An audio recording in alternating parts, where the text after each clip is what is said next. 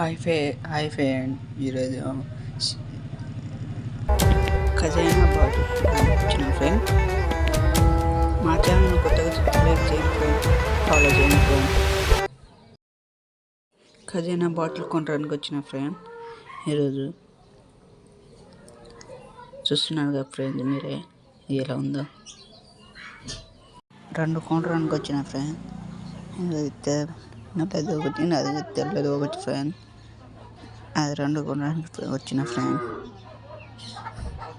next వీడియోలో